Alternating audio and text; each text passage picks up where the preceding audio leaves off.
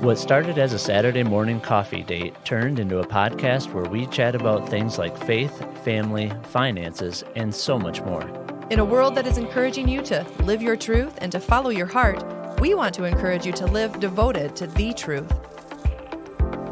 The Bible has a lot to say about how to live a victorious Christian life, and we want to share practical insight in how to apply those truths to your life as we endeavor to apply them to our own lives as well.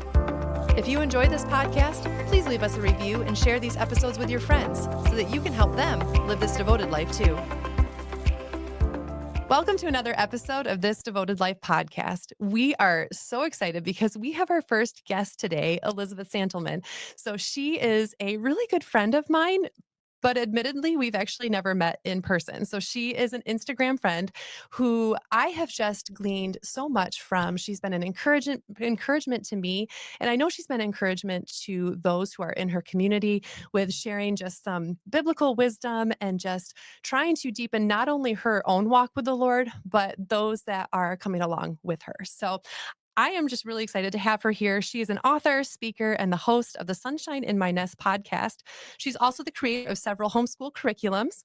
And I'm sure she will be telling you about a new release, which she will be talking about a little bit later. Teaser. Yeah. She's a latte making, Jesus loving mom of 3 boys. And we're just so excited to have her here today. So welcome, Elizabeth. It is so good to have you here. Yay, it's so fun to be here. I know my bio of you is just super short. So if you wouldn't mind just maybe sharing a little bit more about yourself and about your family. Yeah. Okay. So I live in Oklahoma City and I'm originally from Illinois. I moved here for a ministry job because bringing people to Jesus and discipling them has been something I've been passionate about my whole life. I was telling a story recently to someone and it made them laugh. So I'm going to tell you really quick. Okay. But at Sounds good. 15, I went to this Bible camp. I don't know if you know, like Child Evangelism Fellowship, like they have all those little backyard Bible clubs. And so I grew up super rural. And so VBS was really hard for all the small churches to do. Okay. So I went and got trained how to do it and came back. And we didn't have usually there was kind of like Boy Scouts or Girl Scouts, like chapters that you could join. Mhm. Okay. But we didn't have a chapter because we were so rural.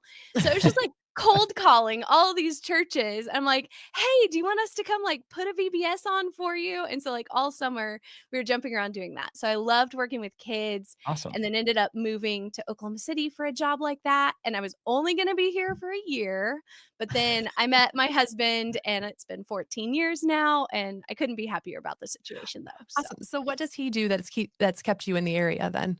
Yeah, so his grandparents moved here, back before Oklahoma was very populated Wow. much, and Yeah. so, he's Okie through and through.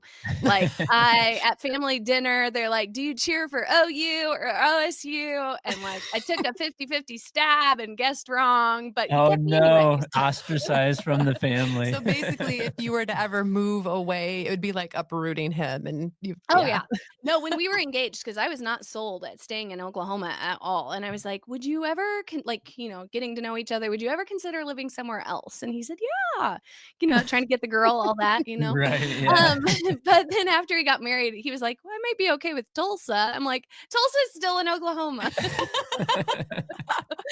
Oh, So we're that's here. We're funny. gonna be here, so. Well, Sure. speaking of Oklahoma, I mean, you went for a hike yesterday and you saw something that Oh. us Michiganders are like, what did you see? Hey, listen, this little Illinois girl was like, "What?"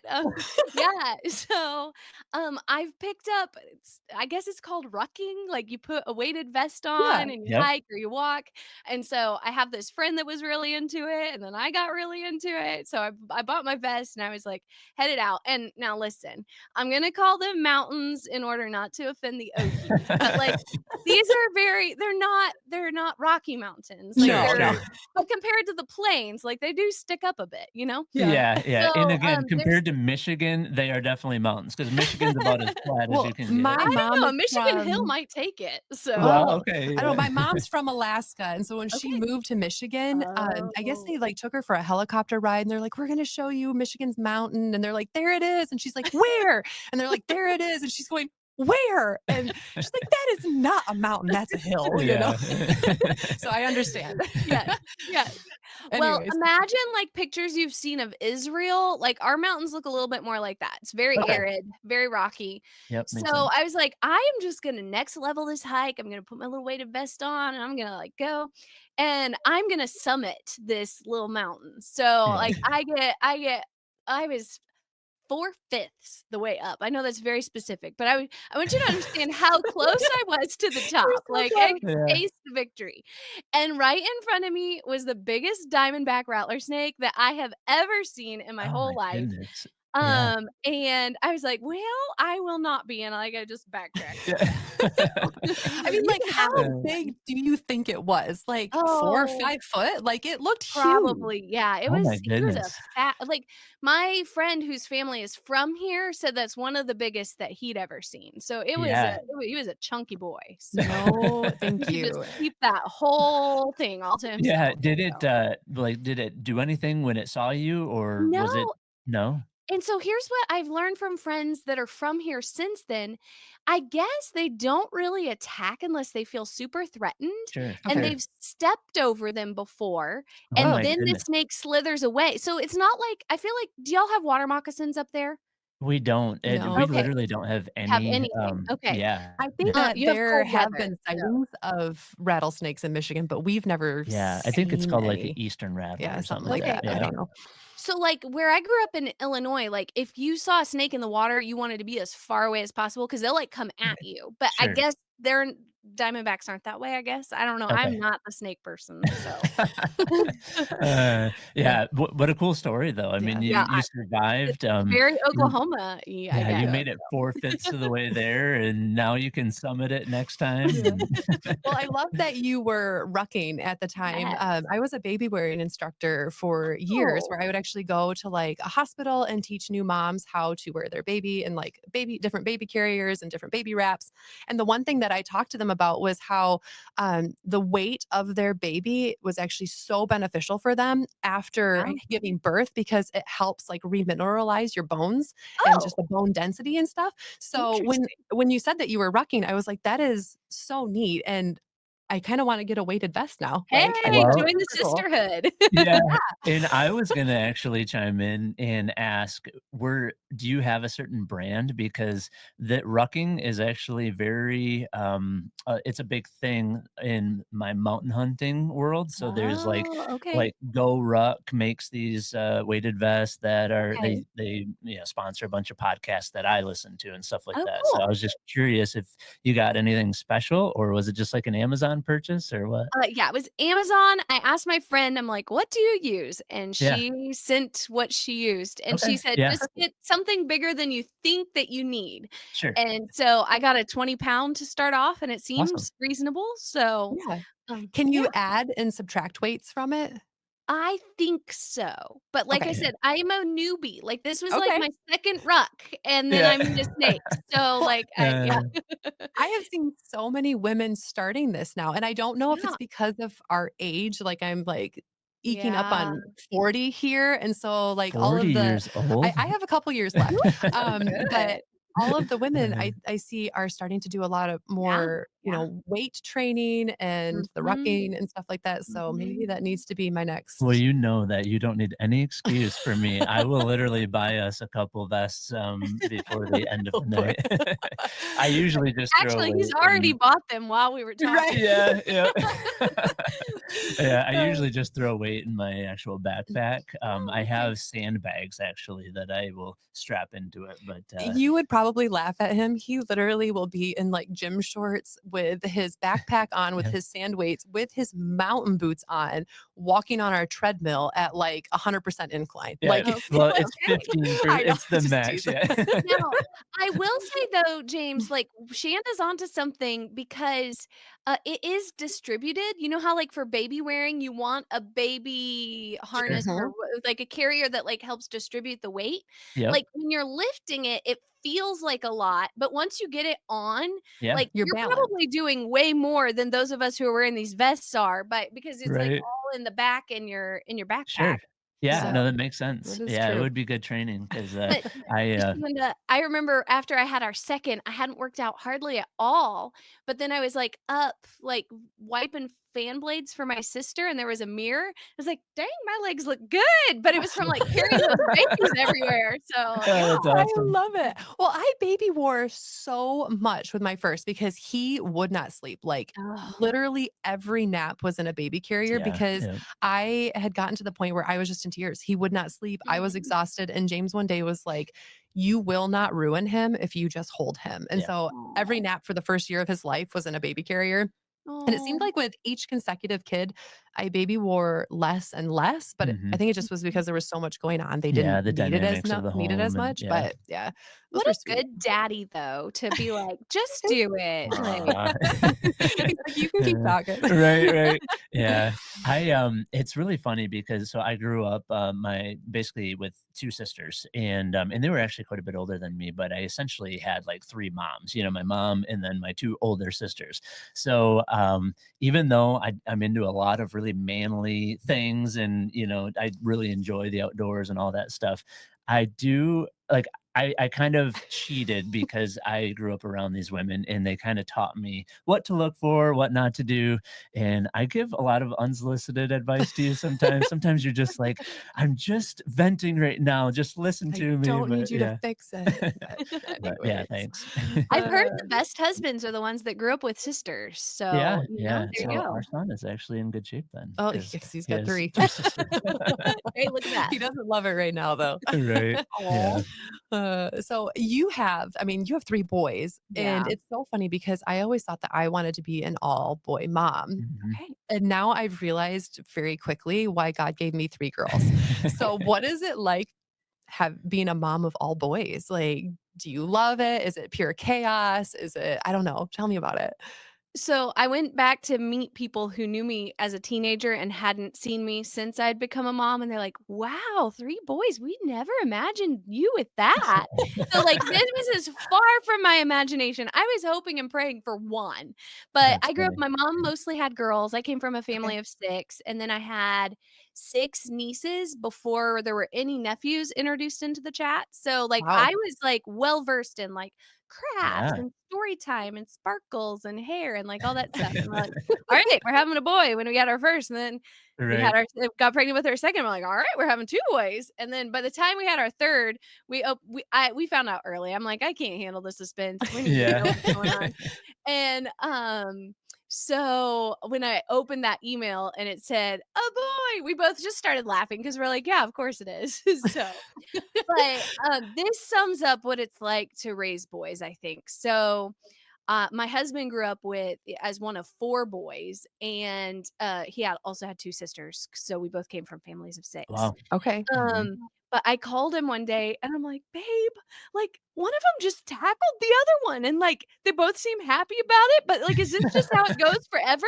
Like, it was right after our second started walking, he's like, "Yeah, yeah, that's normal." And so, Yep, yep. like, there's been so many things that I'm like, "This feels, like, oddly aggressive," and Yeah. I call my husband, he's like, "No, that's just brothers." And so, Yeah. Well, we go through that because, I mean, our son does that to his sisters. yes. So I am always asking James, I'm like, he just seems so aggressive, which I know is normal, but the sisters don't reciprocate as much as a Yeah. brother would. So I've always felt a little bad that he doesn't have a brother to like roughhouse with, Mhm. but I have reminded him many times that I'm like, God must think that you are extra special to give you 3 sisters because there's not a whole lot of men that can handle 3 women. Right, right. So I just love how God makes the dynamic of every family so different. And Yeah. I mean, obviously, your 3 boys were meant for you, and our son and 3 daughters were meant Yeah. for us. So, Yep. yeah. Yeah, I've started on so our church, we have community group and discipleship group. So community Uh-huh. group is when we all gather like men and women, and we do that Okay. 2 times a week. And then we have discipleship groups where the women meet one week and then the men meet the other week. And so when Joseph is out with the men, instituted should have had a sister night, and I show them every movie. The goal is every movie that a sister would have made them watch, so that way, like, when they have That a is wife, funny. they will, like, at least know what she's talking about. Like, Yeah. if That's so Pride and funny. Prejudice is discussed, like, they will have a Right. reference point on which to, like access That's a this. great idea. That really That is. yeah, no, that's good. Yeah, Should have Prepare had them James. a for later. Well, I laughed because James, after we got married, I mentioned the movie Seven Brides for Seven Brothers, and he had seen it Mhm. and knew what Ooh. it was, and I was like, "Oh, yeah, he was definitely a keeper." And that was the growing up Uh, with 3 moms, basically. yeah, Yeah. yeah, Yeah, so, they my mom didn't have to fabricate these things. These were Yeah. just that was yeah. just life at the Yes. Jacobs household.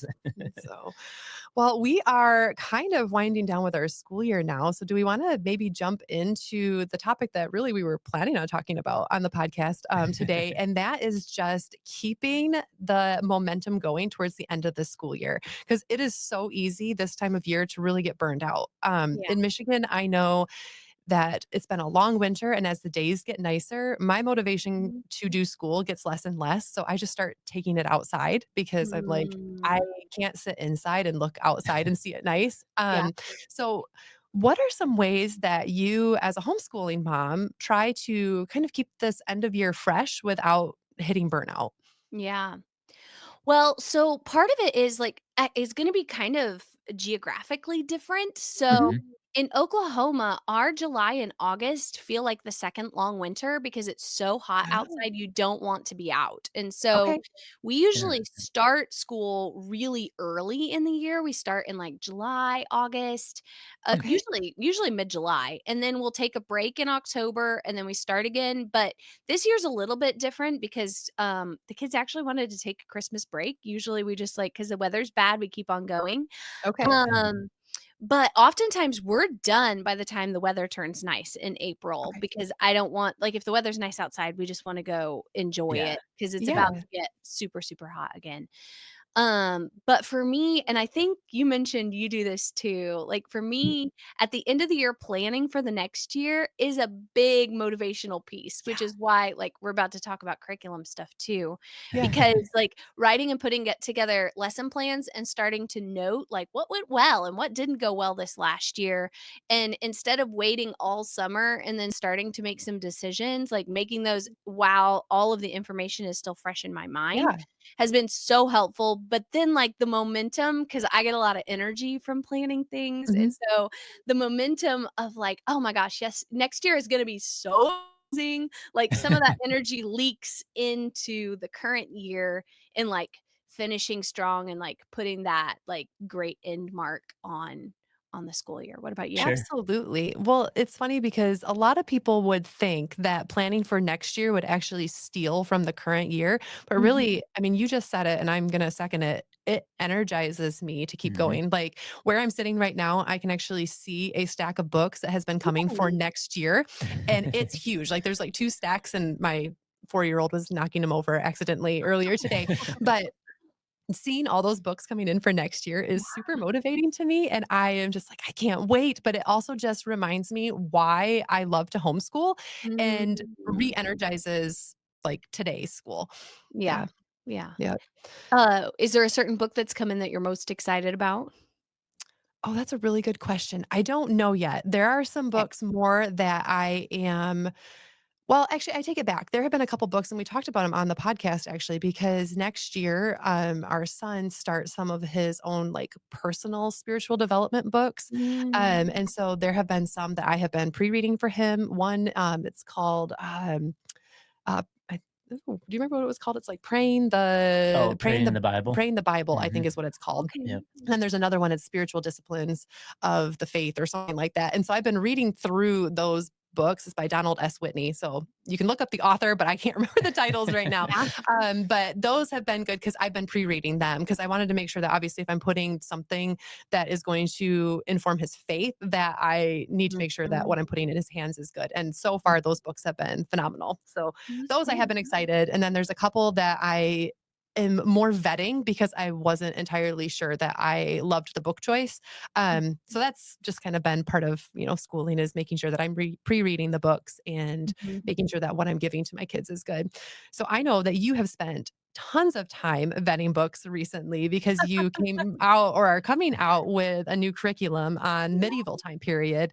So can you kind of walk us through like what you have been doing for that? Yeah, so last year Okay, so I had been using some pre-made lesson plans, and our kids go to a 2-day-a-week Charlotte Mason school. It's like Mhm. CMI accredited and like Charlotte Mason, Charlotte Mason. So I got to substitute teach there like the last couple of years, and like watching the way that they were doing stuff, I kind of felt like what I was doing at home was just kind of like, well, me, like Yeah. important, but not that, I don't know. And so like it kind of unlocked something in my brain as like it totally counts like if you're just reading to your kids. Like Yeah, Yeah. you don't absolutely. have to know everything to teach. You just have to know where to find the right Yep. books. Yep. And Exactly. so, there was a couple of things as I was looking for curriculums that I kept bumping into that to me were a problem. And it didn't matter what time period we were studying, everything kept flipping back to either European history or American history. And I Okay. was like, there was so much happening in the world. Like, if we're Sure. studying world history, like what was happening in the continent of Asia right now, or Right. what was happening in South America? Like, I get 1850s England was great. Right. Okay, like I love Yeah. a Yeah. good story from 1850s England. But what was happening in Africa?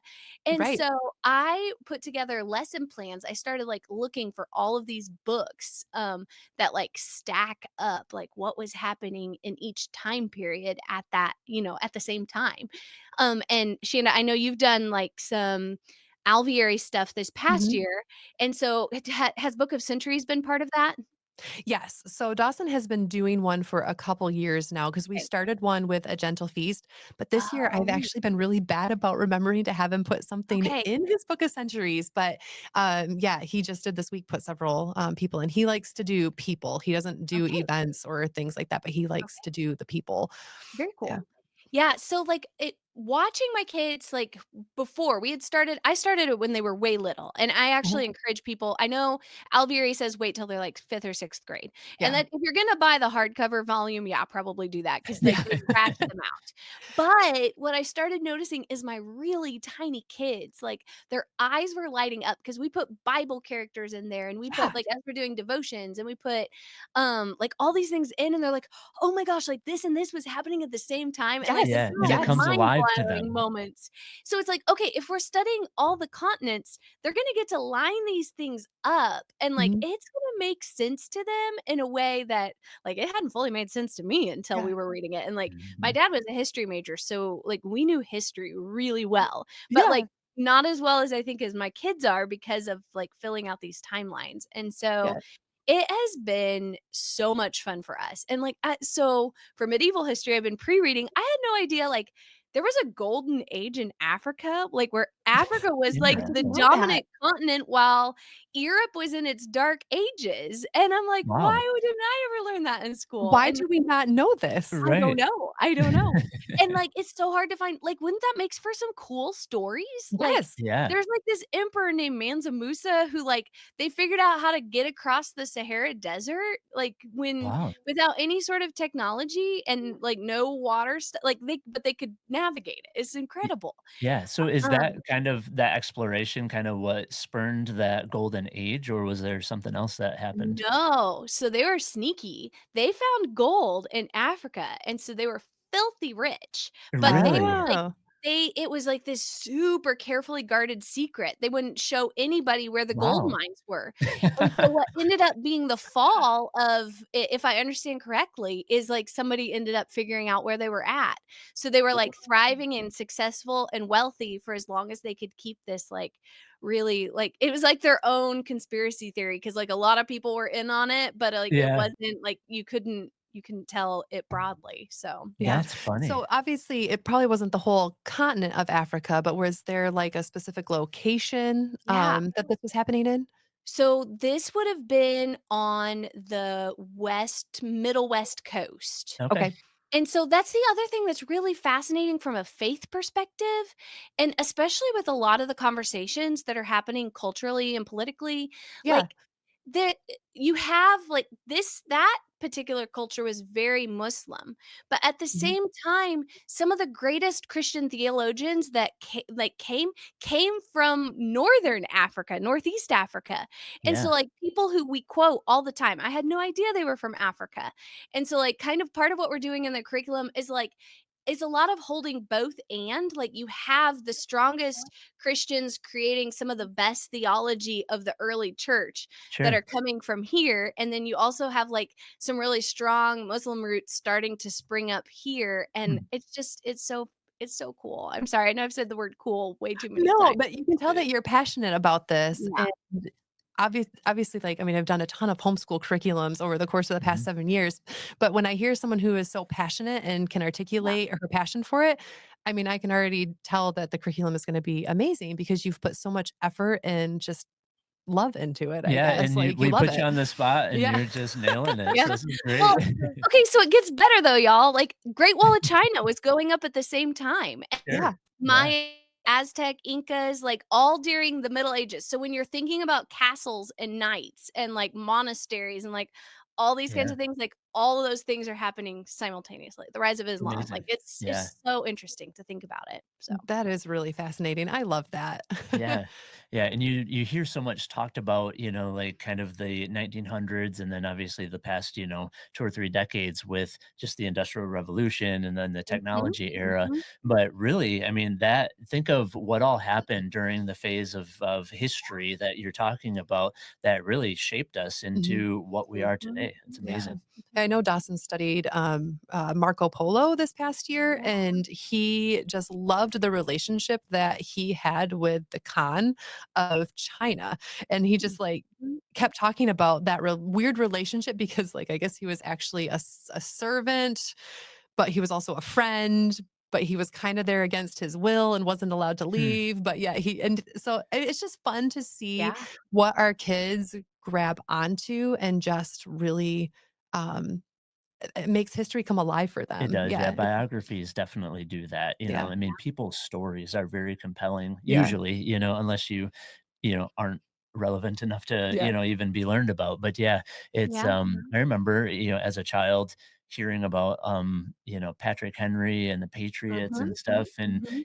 just being moved by them, and then, mhm, obviously people of all walks of life throughout history, but yeah, I yeah, mean, Yeah. really, it's the people, as much as the stories and the facts that I mhm, remember, so, yeah. yeah. As a Charlotte Mason homeschooler, were you able to find enough living books for, this curriculum? Because it seems like if this was something that was so well known, like, we would have some of these books, right? But, Yeah. did you have to really do a deep dive to find some really good books on this? Yeah, so some of them came fairly easily, and I try really hard if possible to do award-winning books because, like, Yeah. James is spot on, like, stories is what wins Mhm, us, and, like, Mhm. if we don't understand but the other thing that I wanted was, like, I wanted somebody who the person who was writing it, if possible, to be from the culture they were yes. writing about, That's because awesome, yeah. I've noticed, like, the depth in storytelling you can get if you're, like, from there, and so we Mhm, also do, like, a lot of Christian missionary stories too, which makes a if you understand the culture first, like, a lot of their story makes sense. Sure. mhm, Um, but it was almost impossible to find some, and Yeah. so, like, finding anything from Africa during the Middle Ages was hard, and anything from South America, and the sad thing in studying is because when the conquistadors, like, came and took everything over, like, mhm, the let's see, let me make the Aztecs, I think, were Okay. the ones that were, like, prolifically writing, like, they had libraries, like the libraries in Egypt and Alexandria, Wow. mhm, and they burnt everything. Like, we have very few manuscripts left because, like, Hmm. everything was destroyed. And so, finding stories from, like, that area was really challenging, but I'm so lucky to have so many people from around the world because, the UK is a commonwealth and they want like, so they the way that the British do education is a little bit different, Hmm. and, they do more deep dives into other cultures, and so I was able to find some books, that have allowed us to deep dive into those. So, that yeah, Interesting. that's it was awesome. like a long rabbit trail, and when I finally found that last book, I may or may not have done a happy dance, like, I was It was like the key that unlocked that Uh-huh, last portion, uh-huh. yeah. Oh, that's Yeah. so awesome. Same way with, like, pre-Columbian stories of, like, native peoples, like, so we're Mhm, from Oklahoma, and, like, a huge percentage of the population here are, like, Native American. Okay. yeah, And so, like, finding any stories like pre-settlement though was Yeah. also so Mhm. challenging. So Interesting. Yeah, there's also a really big gap after Columbus discovering. So, like, next okay. year, our son is going to be reading, 1493, and it's Okay. supposed to be those years in between where really no one talks about what was going on in America during that time period. So, Mm, it's so fun as a Charlotte Mason homeschooler to have these resources and to learn about different cultures, but also study things that I personally did not learn about, as a public schooler, and I don't know, if you did as a private schooler, but it's Mhm. really neat to kind of see these pieces being put together and just the stream of history. I once heard history described as like you have a timeline, but that line running through the center of a timeline is Christ. So, like, you're gonna have mm, kingdoms rising and you're gonna have kingdoms falling, but the mhm, center is always Christ. And the reason that we read history is because Christ is woven through all of history. And you mm, Mhm. can see how, like, the eternal kingdom is moving forward, Right. mm. even with the rise and fall of all of these earthly kingdoms. Yeah, it's You're his gonna story. You're gonna make me nerd out on something else again, and I feel like one Bring more it, I like I'm it. sorry, I need, like, a full set of glasses Right. to look up here at this point, like no, okay, so, guys, it's so cool, you know how, like, in the Bible, all of the stories are pointing to somebody better who's coming, Yes. like, Jesus is coming, like, David is great, but he's not, like, the greatest king, and Yes. Abraham Mhm. is the patriarch, but he's not, like, the father of all, like, Yes. everything's, like, giving, like, drip, drip, drip, drip, drips to, like, who Jesus will be. And Yep. I was listening to this biblical professor, and I was so glad I did it before studying ancient history because some of the myths in ancient history, y'all, are very, very dark. Like Mhm. there's a lot of like human sacrifice or like Absolutely. Yeah. paganism Yeah. or like all these types of things. And he said though, like, you know how there's grace that we can receive from Christ, but then there's also common grace that's in the world. Like we have water, we have Mhm. air. And he Yeah. said, in storytelling, you can see the common grace of God Yeah. because not everything is revealed the same way it is in Old Testament literature, but Sure. there's Yeah. like little pixie sprinkles of truth Mhm. that cause all the nations of the world to look to Christ. And one of the coolest examples of this that I have is we were invited down to the Choctaw Nation to Mm. visit. And, some of like, depending on what First Nation it is, like, they have different ideas about religion. So I wasn't Yeah. quite sure what we were about to step into. Yeah. But when we got there was like a full gospel presentation as like their introduction to their nation because they're like, we believed all of these things about God the creator and the giver of all things. And like they had a belief that there was something that was coming that was greater. And so when Interesting. the Christians came and like Christian missionaries came and started sharing the gospel, they were like their own mythology had already primed them. I'm getting goosebumps. Had Yeah. primed them to believe in God. And, like, Yes. so as we were reading Greek mythology, we would compare and contrast, like, what does this look like, compared to what we believe? What things are similar? What things are different? And, like, I'm hopeful that as we release them into the world, like, having thought through other major religions already or Mhm. other stories, that they're equipped and, like, ready to go Yeah. because Yeah. they'll have a better answer for some of the things I think that might have stumped me, like, coming from like, so it's fun, we're all represented here, like, we have a public schooler, a private schooler, a homeschooler, Yeah. and, like, sometimes some of the protection we give our kids is really good in the early years, but I think some of that introducing and, like, helping them, like, think about Yeah. things Mhm. is I find helpful, so, Yeah. yeah. Absolutely. I remember in college, I can't remember what the name of the class was, but it was a literary class, and we read several creation stories from several different cultures.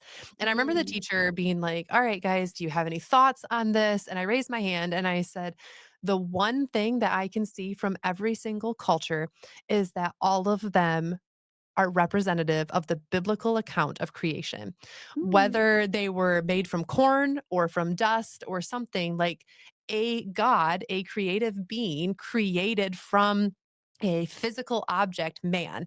Mhm. And I remember my teacher, I mean, if this was a very not Christian college, she just was kind Okay. of like, oh, okay, but it's like, but it's so, as a Christian, I was looking at it going, how can they not see this? That it all points back to like, where did they get their story originally? Mhm. Yeah. They got Mhm. it from the original creation. Yeah.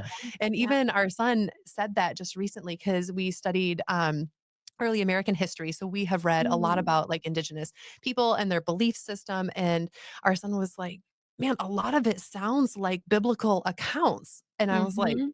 bingo, like you are Mhm. getting Mhm. it. And so it is Mhm. really neat that as we, introduce them to different cultures, but they still have that biblical foundation and they're still looking through it or through a biblical lens that it actually deepens their faith. It doesn't distract from their faith. Yeah, Mhm.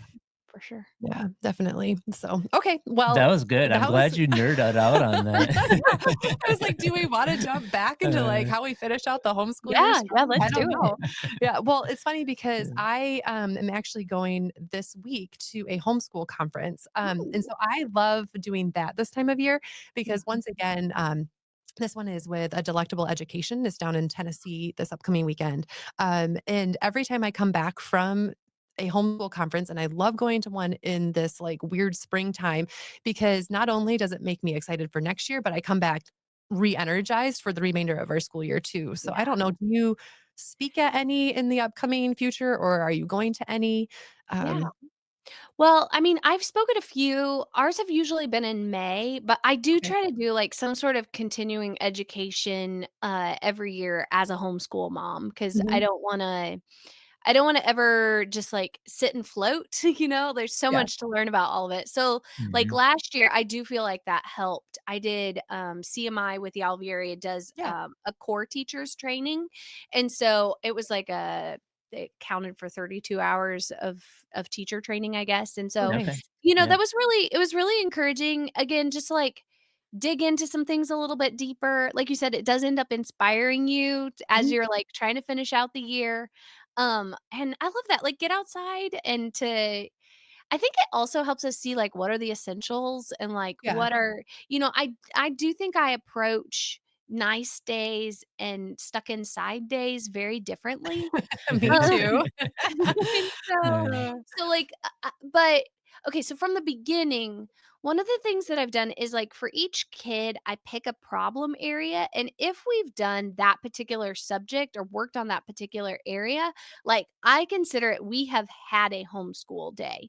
And Okay. part of that was, I know you've talked a little bit about postpartum depression too and stuff. Mhm. And Mhm. Yeah. like the energy that it takes sometimes just to like get like moving on the Yes. things. Mhm. Um, and so part of what I noticed is like if I felt like I was failing all the time, it was harder to be Mhm. motivated. Yeah. And Mhm. Yeah. so giving myself like an easy like, "Ah, I've been successful," ended up Yeah. usually meaning I did even more than I would have if I thought I had to do the day perfectly. Yeah. So, Mhm. like, if I've worked on reading with my first, second grader, or if I've done handwriting or, like, some sort of, like, grammar writing work with our oldest, like, Mhm. I consider that I have had a homeschool day.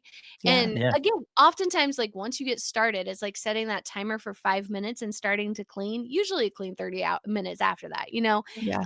Because like, once you get started, it's hard to stop, and I do kind of Yeah. find that with homeschool, but I've been known to, like, carrot and stick myself, with and to, like, put a little jar and, like, "Okay, we have to do 20 more days," to, like, drop a little thing in every day so that Yeah. way, like, I have visual That's representation. Yeah. awesome. I'm doing this thing, like, I don't know, there's some fun ways Yeah, to a little sports analogy would be like you're just starting with those layups and you're getting some Yes, easy wins, Yeah. and yeah, then there all of a you go, sudden there you're you back go. out to some free throws and then some three-pointers, and yeah. Yeah, well, with going to the homeschool conference this upcoming weekend, I'm leaving on a Thursday. So I was looking at our schedule for this upcoming week and I was trying to cram 5 days into 3. And I was like, Oof, this is probably not going to happen, but this is the Mhm. ideal. yeah, And I am going into this upcoming week knowing that it probably won't all get done. And I'm yeah, trying to show myself and the kids a little of grace and not just get overwhelmed by the amount of mhm, stuff we have to get done. Yeah, and you don't want the kids to get overwhelmed either, because Exactly. they can definitely feed off of that energy that, Yeah. you have to cram all of this Yes. in, and yeah, yeah, And it is then tough. then they're not really learning because it's just being done Sure. for the sake of being done, Yeah, you right, know? yep. Yeah. My So, husband Joseph should actually be in here too, because he does, like, ice cream charts, Yep. and, like, we have this thing, it's like a puzzle, and, like, they stick pieces to it, and when the picture's complete and in order to get one, you have to do math with a good attitude, or you There have you to have, go. like, independent start, and so toward the end of the year, when he starts noticing some of that energy is waning, like, he'll get out the ice cream chart, and, like, they get a chance to, like and then we all go to Brahms. Brahms is a Oklahoma only ice cream place, and so we go to Ah, Brahms when they've filled out nice. their self-start chart, that's so awesome. Yeah, ice cream is a great motivator. I think it Motivates is for me me. too. I Uh, mean, I love that. yep. Well, how do you as the mom then stay motivated, like, personally? Like, Mm, because I know sometimes, like, when we're heading into busy seasons or we're, like, winding down with something, um, our spiritual life can also kind of wind down, and I know that you're passionate about, like, yeah. discipleship of women and just keeping them motivated and growing in their faith. Like, what are some things that you recommend or, you know, do yourself, as you come into these winding down days? Yeah, so I think it kind of circles back to like that starting small, or James, Mhm. you said it was like the layup, is that right? Sure, yeah. Okay, Mhm. all right. Yep.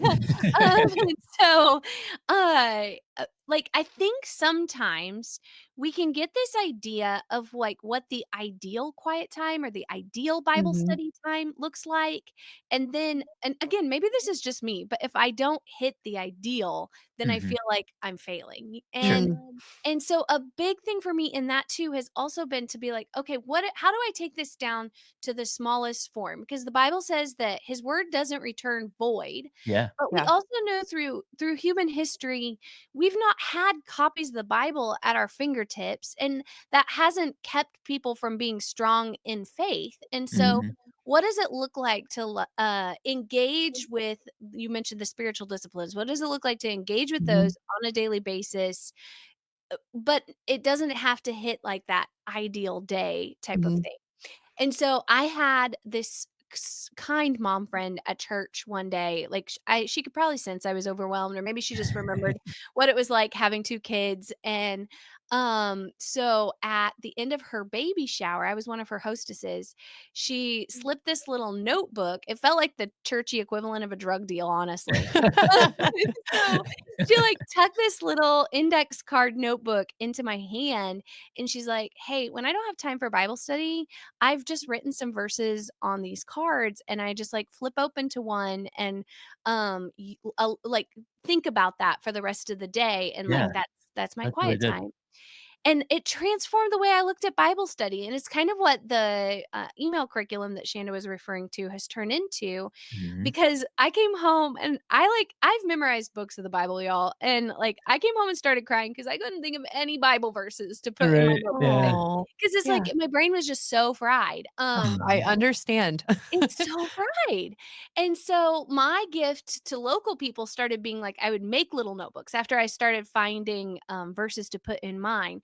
And I love instead of that. handing it to them empty, like I would fill it with some of my favorite verses and be like, if you don't have Yeah, time, like just flip it open and like, And so then it started to be more widely distributed with Instagram stuff. But sure.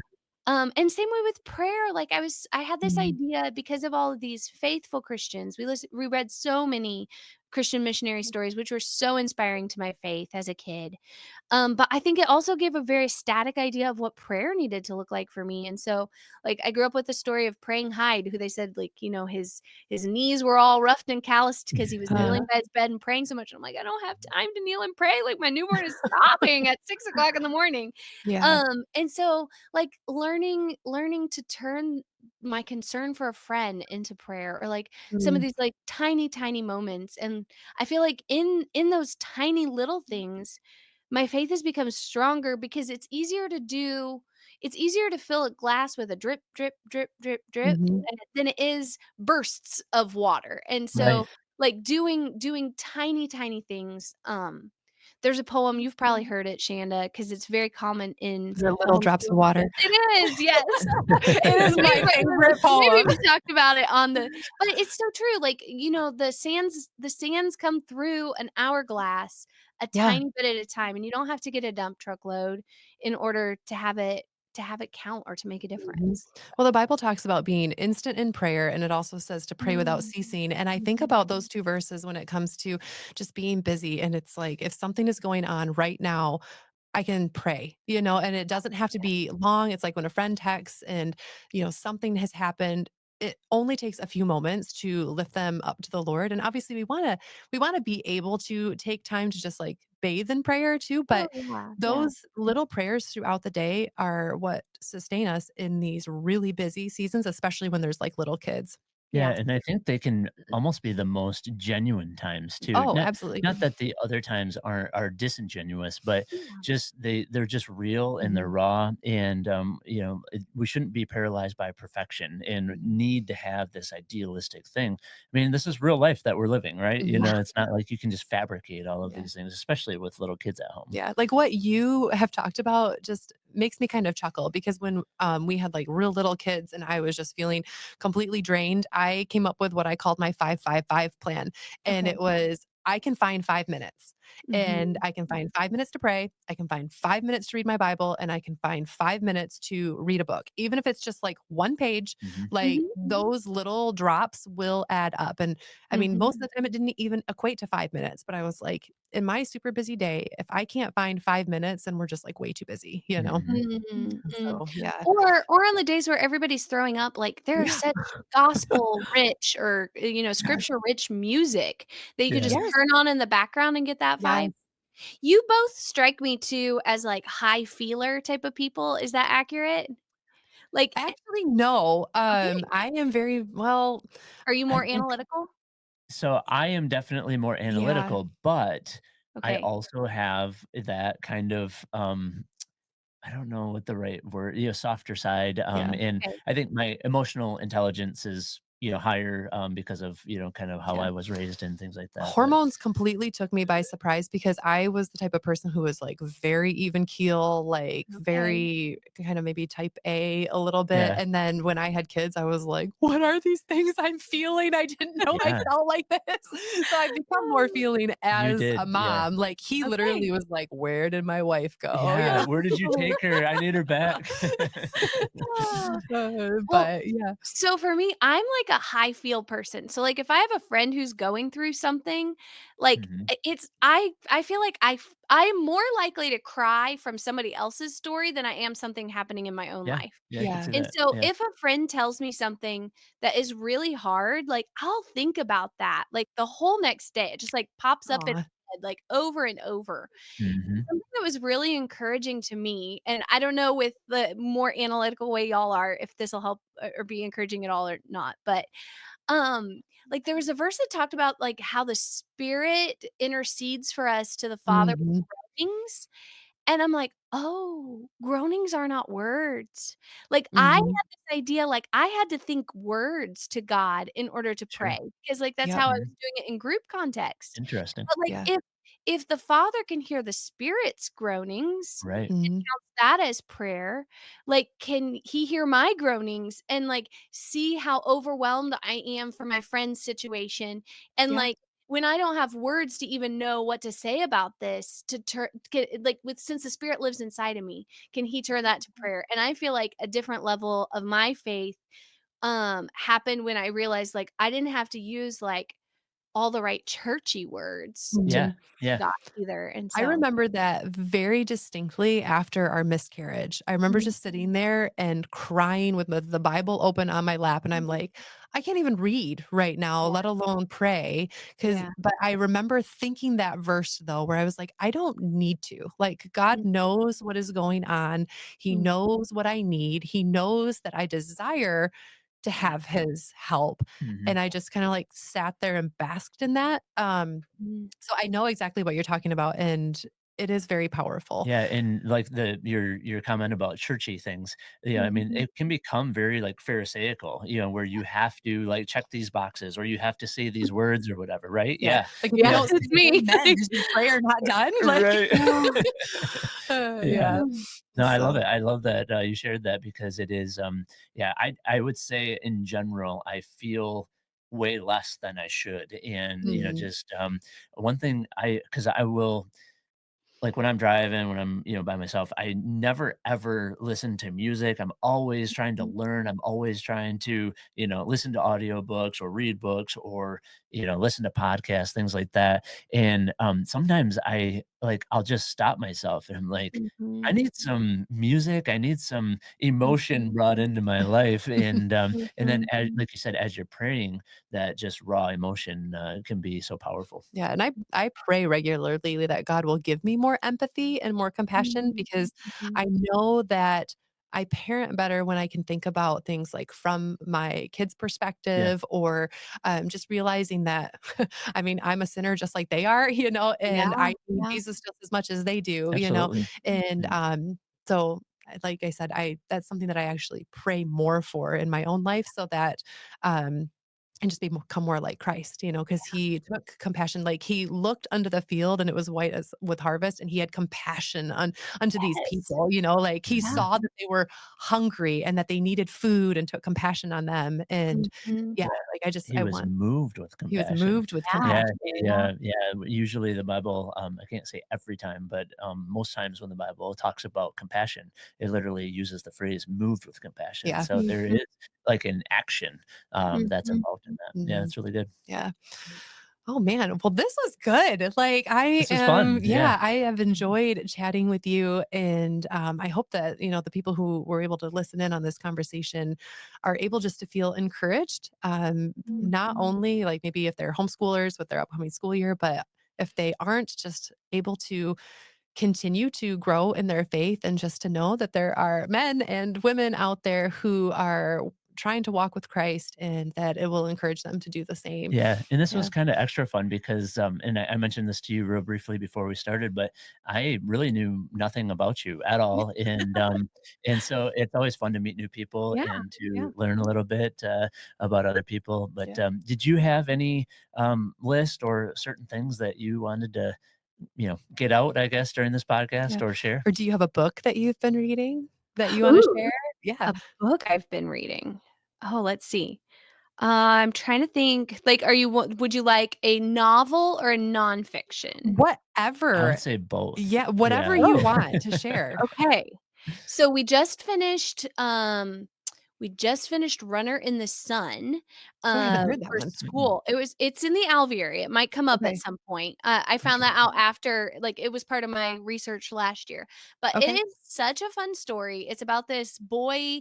They live in, like, the pueblo type Okay. houses, like, in the Mhm. cliffs, and, like, he takes a trip down to South America, and the boys were laughing and gasping in horror at this kid's adventures, and so that one Okay. was that one That's was a fine. ton of fun. Nonfiction, though, I just picked up the Goldsworth trilogy. It's, like, Okay. she's chunky, but, my favorite Bible teacher is Nancy Guthrie, and Okay. I've been to her biblical theology workshop a couple of times, and both times she's mentioned this book, and, like, I just love the way she teaches the Bible, and so I was like, if that's the one that impacted her most, I think I need to get myself a copy, Yeah, and yeah, so, if it worked for her, uh it's gotta work for you, right? yeah, I mean, I don't know about that, but I we'll see what we can learn, so No, that's we're Sure. what hoping. that's what is currently on the nightstand, so No, awesome. Well, Yeah, thanks very for cool. sharing that, but I think we're kind of running out of time, yeah. because we gotta go pick our kids up, but this Yay. has been great. So Yeah, thank you for joining maybe us. we'll have to have a part 2. Yeah, because I Yeah. don't wanna put an end to something that's, good, but like you said, we have to Oh, pick them up from youth group in Awana, so Yeah, yeah. awesome. Oh, All very right, cool. well, I guess we'll close with that. So until next time, we wanna encourage you to seek God, love your spouse, hug your kids, and stay devoted. Thank you for tuning in to this Devoted Life podcast with James and Shanda. We appreciate your support in sharing biblical, uplifting truths with the world. If you found value in this episode, please leave us a rating and review on your favorite podcast platform. Your feedback helps us to improve the show, and we'd love to hear from you. Be sure to hit subscribe so you never miss an episode. To learn more about how to live a life devoted to God and family, head over to thisdevotedlife.com. You can also follow me, Shanda, on Instagram at devoted_motherhood. Thank you again for listening, and we look forward to seeing you next time on This Devoted Life podcast.